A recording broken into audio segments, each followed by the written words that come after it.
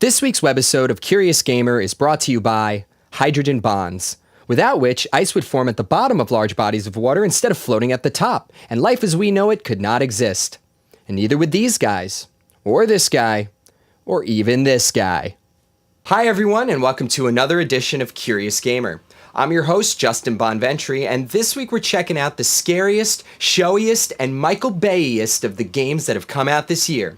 So tighten your helmets and nuke the entire site from orbit, because it's the only way to be sure, and get ready for a review.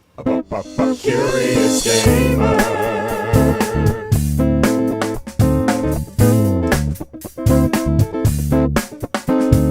It's hard being a gamer today, stuck in the repetitive nature of what current game developers are putting out. Whether it be zombies, alien invaders, or even the ambiguous angry black sludge, it's almost impossible not to become numb to what seems like the same old song and dance. And of those, you'd be hard-pressed to find one actually worthy of a sequel, let alone made into a trilogy. Visceral's Dead Space took that overused formula and spun it on its head, changing an all-too-familiar gameplay mechanic and making it fun and sloppily grotesque in the process. Their third installment, Dead Space 3, completes the series, making it a trinity worthy of any sci-fi fanatic's treasured collection. Set 500 years in the future, we were first introduced to our protagonist, Isaac Clarke, back in 2008's third-person sci-fi horror classic, Dead Space. As the spaceship's mechanic aboard the USG Kellyan, which was sent to explore a distress signal emitted from a mining ship, the USG Ishimura, Isaac had to fight his way through hordes of the Ishimura's crew who had been turned into necromorphs via a signal emitted from an alien marker on a planet they should not have been mining on in the first place. Isaac obviously survives the horrors of the first two games, unfortunately to find himself in the midst of yet another necromorph outbreak, this time set on the snowy ice planet of Hoth. I mean Tau Volantis, the supposed marker homeworld. The opening sequence of Dead Space 3 shows the player the events of the first two games, just in case you missed them. You play the first scene as a soldier on Tau Volantis 200 years before the main narrative kicks in. The player gets to familiarize themselves with the game mechanic via a small tutorial that pops up while blazing a trail through the snowy, windy terrain. Holding down R3 will show a bright blue navigation line so the player never gets lost, although diverging from the path can sometimes be quite rewarding or equally as deadly. Pressing right or left on the D-pad while holding R3 will cycle through the various waypoints available in the level, either your main objective in blue, your suit kiosk in yellow, or your bench in purple.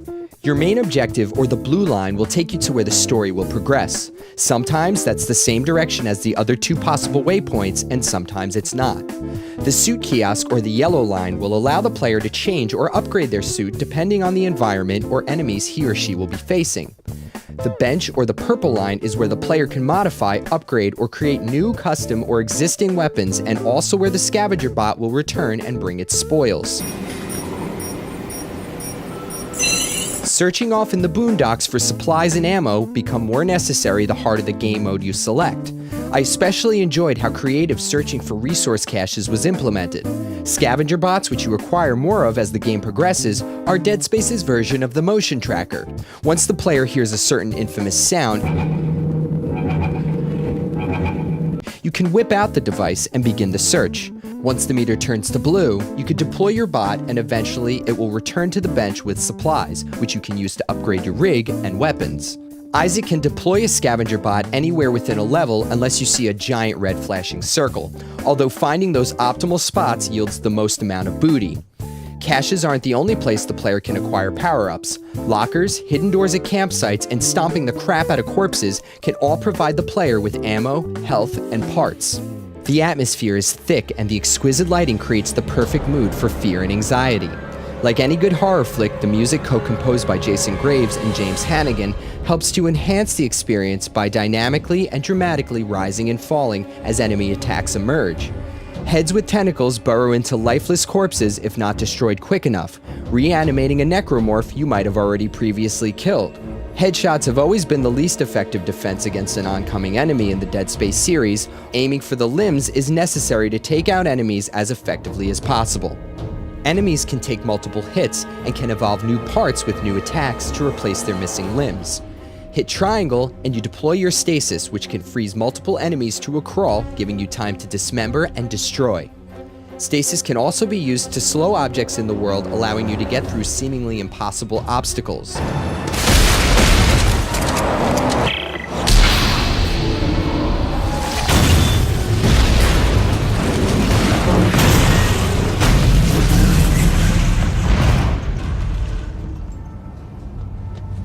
Oops. The drop-in, drop-out co-op is a new addition as of this installment, and apparently it was always the developer's intention to introduce a co-op mode to the Dead Space universe. Our hero, or should I say victim, has a troubled and tormented mind. He's been closer to a marker than anyone else has ever been, in the sense that one has actually spoken to him. The images and information that were put in his head by that marker gave him the knowledge to create or destroy them, making Isaac Clarke invaluable to a lot of different key players throughout the series. Not only does Isaac have to face hordes of necromorphs, but he also needs to overpower and stop Jacob Arthur Danik, the leader of the Unitologists and the main antagonist who wants to release the power of the markers and usher in a new era for mankind. This guy's nuts and turns Isaac's life upside down with his crazy marker-infatuated antics. Isaac's ex-girlfriend, with whom he has unrequited love, has gone missing. Captain Robert Norton, who is the leader of the last battalion called EarthGov, is a grade A asshole and is annoying for the majority of the game. Oh, and did I mention that he's also in a brandy new relationship with your ex-girlfriend Ellie and hates that you even exist, but needs your help?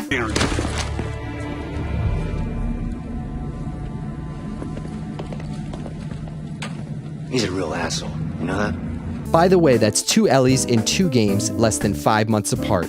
Coincidence? Yeah, it's probably just a coincidence. The game's no-holds-barred delivery on blood and gore seems turned up a notch against the purity of the snowy terrain. Explosions are gigantic, and the fire and smoke which result look realistic and believable.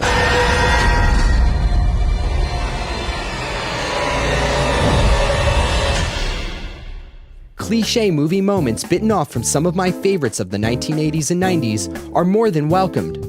From scene transitions, to frozen planets, to proximity meters, to spider heads with tentacles,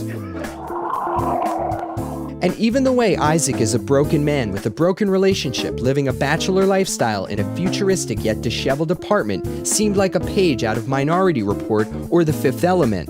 The lack of a happy, fulfilled life gives the main character a drive, a purpose, a reason to do the things he does and go to the places most wouldn't. Although Isaac's heads-up display access via his rig or resource integration gear is done in real time, allowing the player to quickly modify, it also leaves the player susceptible to attacks. This makes the game world seem more real. Unfortunately, there are some elements that don't seem so real. Character faces seem stagnant and unexpressive. Even Isaac at his angriest or whilst getting attacked by Necros seems facially uninterested and bored. Other character faces seem to lack this same sense of expression that we've seen done so well in some other recent game releases. The cutscenes are quite impressive and transition the player quite dramatically into the next part of the story. The voice acting reeks of that soap opera inflection, but considering the game is an over-the-top sci-fi horror thriller, that style of voice acting works just fine. Perhaps if they allow for the player to skip some of the more monotonous cutscenes upon unlocking New Game Plus, it would make those less exciting experiences more tolerable, because they wouldn't be there anymore. Dead Space 3 is a great third installment and holds true to the quality and horror that the series is so very well known for. Isaac's troubled background is compounded by the unraveling of a madman who is hellbent on releasing the power of the markers and thus Armageddon everywhere. Each giant transition from one scene brings you into another, even more terrifying and exciting part of the world. The cold, icy landscapes, the creepy and atmospheric hallways of the derelict spaceships, and even the dark void of space itself are all playable areas in this masterpiece. The exuberant amount of horror and its chilling environments, both in temperature and fear, are a fun and gory homage to some of the best sci-fi horror movies I've fallen in love with over the years. My advice? Just stomp on everything. We gave Dead Space 3 a 4.5 out of 5. Well, that about wraps it up for this week's Curious Gamer. You can pick up a copy of Dead Space 3 on the PS3, Xbox 360, and PC. Please be sure to leave your comments below, and as always, stay curious. Subscribe! Next, Tech.